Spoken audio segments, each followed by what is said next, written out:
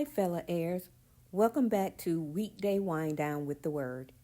And today we will be reading Genesis 12 in the NLT version. And the first topic is the call of Abram.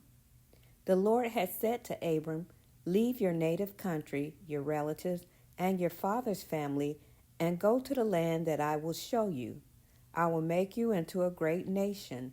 I will bless you and make you famous, and you will be a blessing to others. I will bless those who bless you and curse those who treat you with contempt. All the families on earth will be blessed through you." So Abram departed as the Lord had instructed, and Lot went with him. Abram was 75 years old when he left Haran. He took his wife, Sarai, his nephew, Lot, and all his wealth, his livestock, and all the people he had taken into his household at Haran, and headed for the land of Canaan. When they arrived in Canaan, Abram traveled through the land as far as Shechem. There he set up camp beside the oak of Moreh. At that time, the area was inhabited by the Canaanites. Then the Lord appeared to Abram and said, "I will give this land to your descendants." And Abram built an altar there and dedicated it to the Lord, who had appeared to him. After that, Abram traveled south and set up camp in the hill country, with Bethel to the west and Ai to the east. There he built another altar and dedicated it to the Lord, and he worshipped the Lord. Then Abram continued traveling south by stages towards the Negev. Abram and Sarai in Egypt. At that time, a severe famine struck the land of Canaan, forcing Abram to go down to Egypt, where he lived as a foreigner. As he was approaching the border of Egypt, Abram said to his wife Sarai, "Look, you are a very beautiful woman. When the Egyptians see you, they will say, 'This is his wife. Let's kill him. Then we can have her.' So please tell them you are my sister. Then they will spare my life and treat me well because of their interest in you." And sure enough, when Abram arrived in Egypt, everyone noticed Sarai's beauty. When the palace officials saw her, they sang her praises to Pharaoh, their king, and Sarai was taken into his palace. Then Pharaoh gave Abram many gifts because of her: sheep, goats, cattle, male and female donkeys, male and female servants, and camels. But the Lord sent terrible plagues upon Pharaoh and his household because of Sarai, Abram's wife. So Pharaoh summoned Abram and accused him sharply. "What have you done to me?" he demanded. "Why didn't you tell me she was your wife? Why did you say she is my sister and allow me to take her as my wife? Now then, here is your wife. Take her and get out of here." Pharaoh ordered some of his men to escort them, and he sent Abram out of the country along with his wife and all his possessions. And what just stands out to me is the manipulation of Abram, and how he just knew, just like many of us today, or I'll speak about myself. Sometimes I'm not as bad as I used to, thank God. By the grace of God, I'm growing. But you automatically think, okay, if I go in there, this is going to happen to me because of this.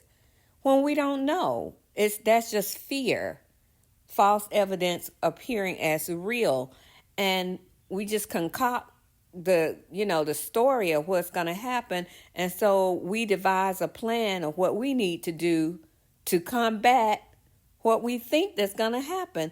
And 99 out of 100 times that it doesn't even go down that way. It's all in our minds. And I was really taken back at how Abram, he was very obedient to the Lord. The Lord told him to move out of the land, and he did. And back then, they didn't have no cell phone, no planes, no trains, none of this, and he was leaving all of his family. Today, when the Lord tell us to do something like that, it's a little bit easier because even though we might be moving across country or to another country or something like that, we got, we can go on our cell phones. We can even see the faces of our loved ones. We can communicate with them easy. Within seconds, we can communicate with them. And back in those days, it was not so. So, it's a little bit easier for us to up and jump and do stuff nowadays than it was back then. For them to, just move, days and days or months and months away, depending on the walk, because they were probably walking or riding into chariots back then. So I do appreciate that about Abram. And even today, some of us might still find it hard if God tell us to get up and leave all of our family and go here and do my work. We still might find that kind of hard until we just release ourselves to God, until we just totally surrender unto him. But I do, back to the point where he manipulated the situation, I just wondered, why didn't he, go to God? He had that relationship with God, apparently because God spoke to him and told him to move and he moved. I couldn't understand why he didn't just go to God and say, God, can you please protect me and my wife? She's beautiful.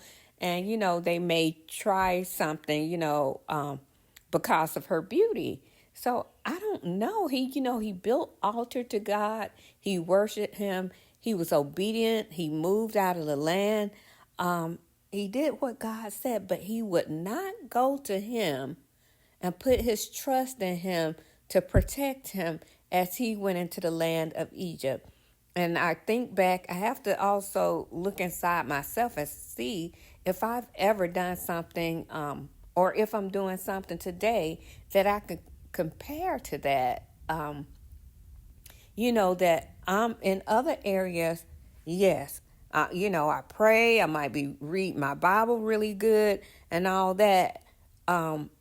Giving or helping people, but what areas am I lacking in? There's seem like with me personally, there's always something that I'm lacking in. Mostly witnessing. I put that out there. Witnessing is something that I don't do as much as I should. And, even though I might have good periods of time where I'm just really praising God and really worshiping God, I'm really in his word and studying, but, there's this area over here that I'm lacking in. So that could have been the same thing that was going on with Abram. Tell me what you think. Can you relate to this story, or do you see the world in this story? Do you have an experience similar to Abram? Let me know what you think. Put it in the comments below. I would love to hear your take on this. But those are just a few things that came up when I was reading it. Did God place something on your heart? Did he prick your heart about something? Please, please, please put it in the comments below so we can communicate with each other. And with that being said, I'm going to leave it right here. Thank you so much for spending your time with me today and listening to Weekday Wind Down with the Word, Genesis 12. Bye.